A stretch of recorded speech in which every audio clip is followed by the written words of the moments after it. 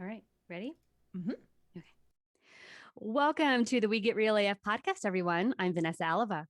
And I'm Sue Robinson. Please follow us on all your social channels and podcast directories. Our handle is at We Get Real AF everywhere you look.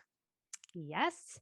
So we're excited to be talking tech again this week. And I'm going to start us off with some really cool news that 4 space tourists safely ended their 3-day trip in orbit on September 18th.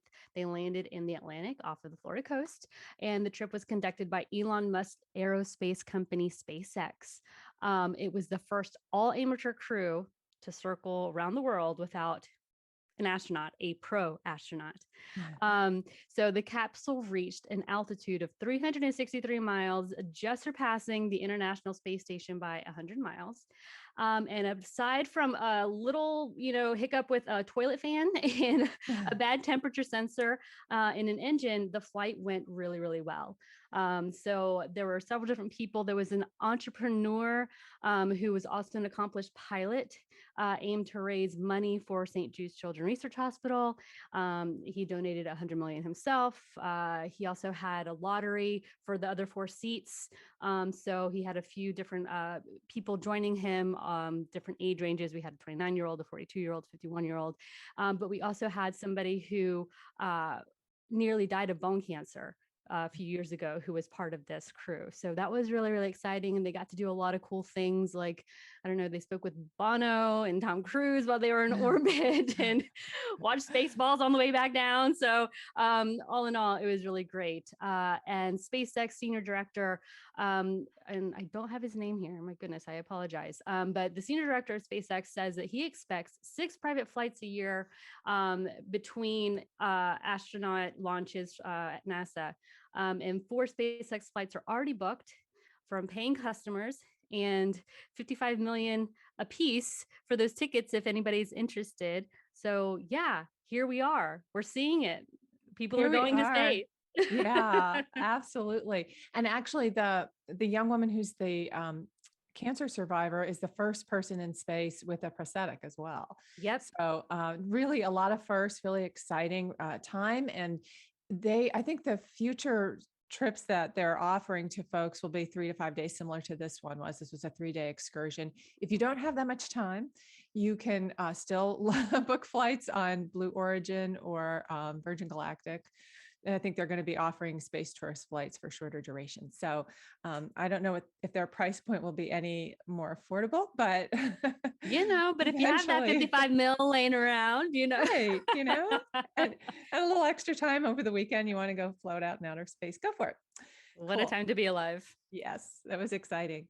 I'm going to jump in with a topic, just another idea of looking into the future, and the passwordless future is here today. This ties into all of us who absolutely hate having to keep track of our passwords, having to change our passwords all the time. Turns out they're really not all that secure anyway. So ahead of its Windows 11 release in October of this year, Microsoft is rolling out a feature that enables consumers to sign into Microsoft apps and accounts without a password. Instead of a password, you'll be able to sign in across apps with a few exceptions, using either their Authenticator app, their biometric authentication tool, Windows Help, a security key, or a code sent to you via text or email. So Microsoft is jumping on a bandwagon that Google and Apple and other tech leaders are also jumping on, which is to find a solution to the age-old problem. I forgot my password. That Uh, solution is to get rid of the password. That is just, I Yes. think everyone can relate to that. And, there's several different, I guess, to be more secure platforms where it changes the password on you every like 30 days or 90 days. And then you have to come up with a new one. And then you can't use a variation of the one that you used before. And it's so frustrating. And I It understand this for is. our own good, quote unquote. But man, it would be so nice to not have to rely on a password, Oh, I could not traditional agree password. more. I agree so much. And they're even coming up with innovative ideas like behavioral biometrics, where you can do certain facial ticks Yes. that will be unique to your identifier logging into things. So, but what's interesting is that weak or reused passwords are actually very, very easy to hack. And so the whole password system in general, in addition to being an inconvenience, isn't really all that secure. So passwordless future on the horizon, everybody. Yay. Yay, love that. So we all know the West Coast has, all of these horrible fires. Every year we hear about it, and each year it just seems to get worse and worse and worse. So I found a really interesting article about aluminum wrap technology that helps protect homes and structures from fires. And a company called Firezet, Firezat, and I apologize if I'm butchering the name, but that's how I'm going to pronounce it, Firezat, creates aluminum protective covering from material that can withstand intensive heat for short periods. And it looks very much like the aluminum foil that we use in our kitchens, but it's molded after tent-like shelters that wildland firefighters use to protect themselves when trapped in fires. It deflects the heat away from buildings. It helps prevent materials from combusting. It also, the airborne embers are really, really a big problem. And that's what kind of spurs other fires. So this helps contain all of that. And it can withstand heat of up to 1,022 degrees Fahrenheit. It's not widely used by the everyday homeowner because it's super pricey and difficult to install. However, the US government uses it often. So fire crews have even wrapped the base of trees in the Sequoia National Park to prevent them from being subject to fires. So Firezit, they sell it for 5 feet wide by 200 feet long for $700 each. An installation by a contractor is separate from that. So, but cool technology nonetheless. And, better, I suppose, than losing your house. I read that it's particularly being used by homeowners for whom their cabins or their properties aren't really insurable, but they describe it as looking like a giant baked potato. Exactly. Sitting out there. So, I mean, I think it's a great idea. I think it's certainly a hopeful thing for people who can't get insurance or who are truly, I mean, these, people's lives, as we know, are devastated and they lose everything in these fires. And they said, what I read was that it's particularly effective for the types of wildfires that kind of just zip by your property in Yep. about 10 minutes or more. If it's the type of situation you were describing, Vanessa, where it's spontaneous combustion because so many building materials do that when they reach a certain heat threshold. Yes. And that fire burns and it's sort of an inferno for hours and hours, which is the scenario in some of these wildfires. It's not as effective in that scenario, but it's certainly on that trajectory, a new potential answer and assist for people who are living in these areas affected by wildfires. So Yeah. good on that company. Yeah. Exactly. And hopefully we can take what Fireza is doing and potentially make it more affordable, do Right. something similar and use that technology with material that's just a little less expensive. Although I think right now we're starting to see that surge of the long-term effects of COVID on just industry in general and materials being available. Groceries are super expensive. So, all that to say, when materials and all things kind of get back to a level playing field, hopefully we can use that technology to kind of make it more affordable because it's cool technology. 100%. Yep. Well, next on my list of things to talk about is the Wall Street Journal's investigative report into Facebook.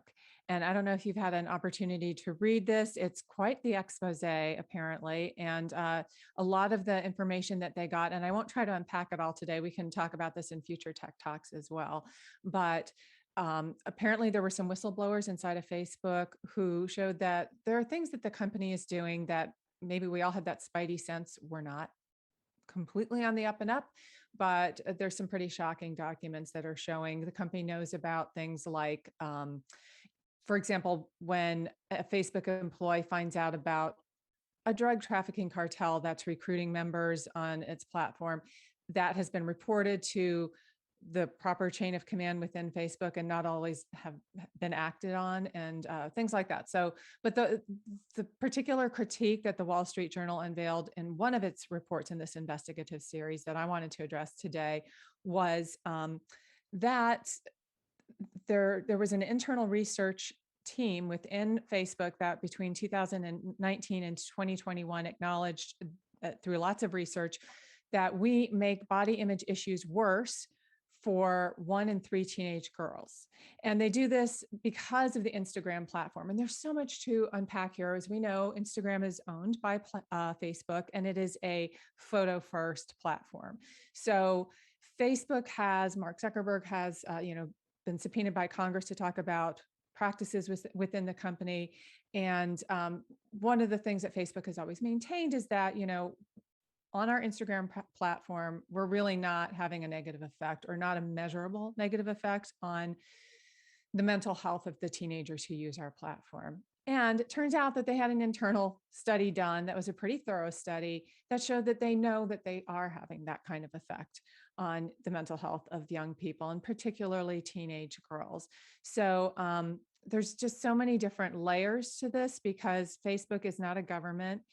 Even though its company is sort of a community, it's not a government. So can it really content moderate? And if it does do that, what kinds of legal liabilities does it open itself up to? There's lots of different sides to the story. But the Wall Street Journal investigative series basically said, yeah, Facebook, this isn't cool. You knew this. You're having a lot of negative effects on the mental health of teenagers through the Instagram platform. You're saying that you're not having those effects. And the icing on the cake is that now you want to create an Instagram for even younger teenagers and even younger kids. And that's something that we've talked about in our Tech Talks before. And Facebook is now being called upon by attorneys general through several states not to start that Instagram Junior platform for this very reason, because kids are so vulnerable. So I'll just pause there. What are your thoughts about that, Vanessa? It's very interesting. Well, I mean, I think first of all, they need to be held accountable. We talk about what body apart from like the government, right? And, lawyers getting involved, but what governing authority over technology, like the ethics of technology, who is that going to be to really talk about these things and have repercussions kind of outlined, right? Because I think that technologies, again, we talk about it, is ever changing. But yes, 100% they should be held accountable. When I read about Instagram Junior, I focused on the good of that, because YouTube is doing that with their platform. They have a YouTube just for kids. And I think if done well and done with the right moral compass, that's what you want. That's what you want. You want a safe place for your children to be and interact and engage in this digital world.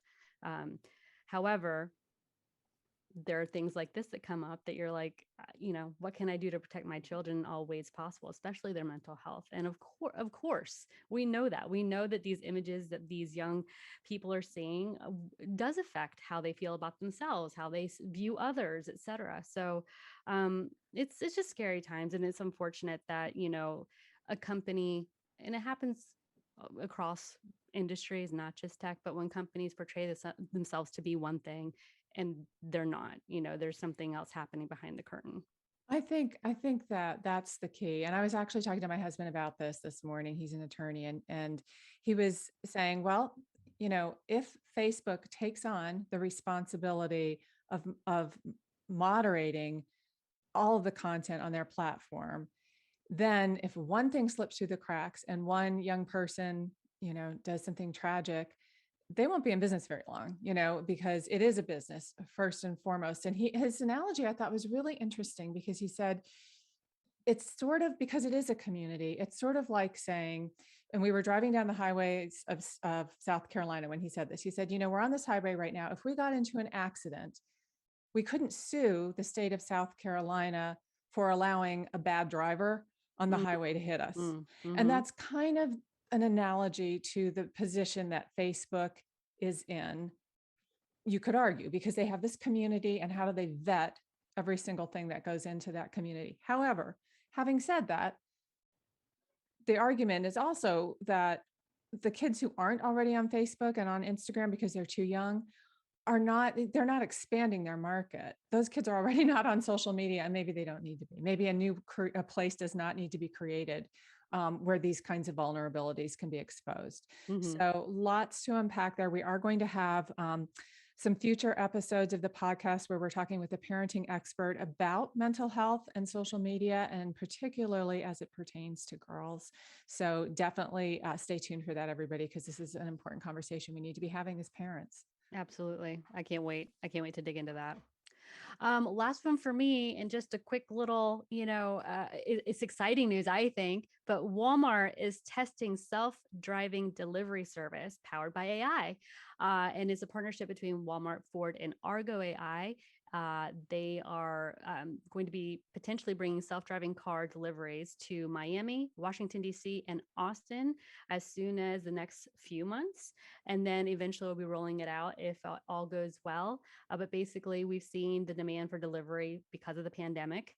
And it's not only coveted now, but expected. So, if you don't offer delivery service, you're kind of behind behind the 8 ball at this point. But this is new technology. Self-driving cars will bring the groceries to your door. I don't live in any of those cities, but I have a daughter who's moving to one of them, and I'm looking forward to trying that out. Yes, yes. Although I have to say, I don't think Washington, D.C. needs any more traffic, but presumably this will replace delivery drivers. So anyway. Well, that too. I mean, imagine if that's the vehicle stuck in traffic versus someone else in the car subject to that type of punishment. That's horrible. So do you tip a driverless car? How does that work? I guess we will find out, won't we? I guess so. Again, the times we live in, everybody. Thanks for joining us. Thank you.